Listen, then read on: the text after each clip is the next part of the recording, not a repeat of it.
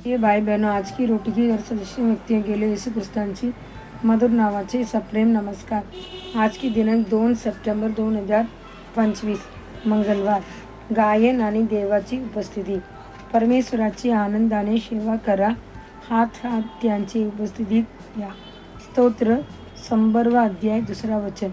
देवाची उपस्थिती आपण अनेकदा उपासना स्तुती गायनात सर्वाधिक अनुभवतो. जिथे कुठे देवाचे लोक आत्म्याने व सत्याने त्यांची उपासना करतात तिथे त्यांची गौरवशाली उपस्थिती हलते. तुमच्या वैयक्तिक प्रार्थना जीवनात सुद्धा गाण्याला जागा द्या.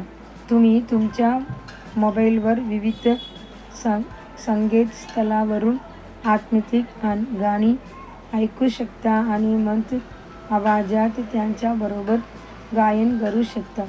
जितके तुम्ही ऐकला तितके आत्म्याची आग तुमच्यात पेटू लागेल. गरज गायन आणि देवाची उपस्थिती यांची गोल संबंध आहे.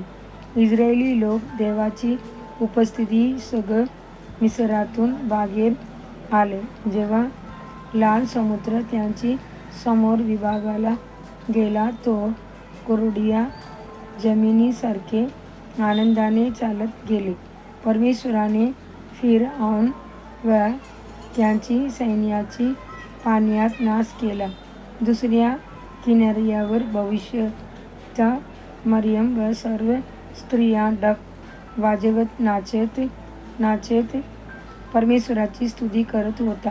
निर्गम 15 अध्याय 20 वचन 21 वचन.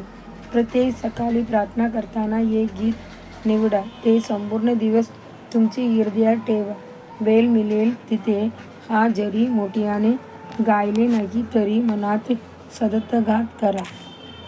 तुम्ही चालत असाल, बसलेले असाल किंवा दैनंदिन काम करत असाल तरी मनात गा आणि देवाबरोबरची अनुभव द्या. तुम्हाला सतत आनंदाचे प्रवाह मिळाल. अगदी चालणे किंवा व्यायामही तुमच्या हृदयात आत्मिक गाण्यामुळे अधिक फलदायी वाटेल. प्रेषित याकूब म्हणतो, तुमच्यात कोणाला दुःख आहे का? तर तो प्रार्थना करा. कोण आनंदी आहे का? तर तो स्तोत्र गावो. याकूब 5 अध्याय 13 वचन. दावीद म्हणतो, दिवसा परमेश्वर आपली कृपा दाखवेल आणि रात्री त्यांचे गीत माझ्याबरोबर असेल. माझ्या जीवनाची देवाकडे केली प्रार्थना. स्तोत्र 42 अध्याय 8 वचन. देवाची मुलांनो, फक्त आनंदाच नाही तर परिश्रम हेही गा. आधार्य रात्रीतही गा. तेव्हा तुम्ही रडण्याची तऱ्हेतून जाल आणि तिला जर्यात रूपांतरित कराल. स्तोत्र 84 अध्याय 6 वचन. पुढील ध्यानार्थ वचन. संपूर्ण पृथ्वीवरील लोकांनो, देवाकडे आनंदाने घोषणा करा. त्यांची नावाची सन्मानाने गीत गा. त्यांची स्तुती गौरवशाली करा. स्तोत्र 67 अध्याय 1 आणि 2 वचन. आजचे बायबल वाचन. सकाळी स्तोत्र 136 वचन, 138 अध्याय व 139 अध्याय. सायंकाळी 1 कोरिंथीकर अध्याय 13. धन्यवाद.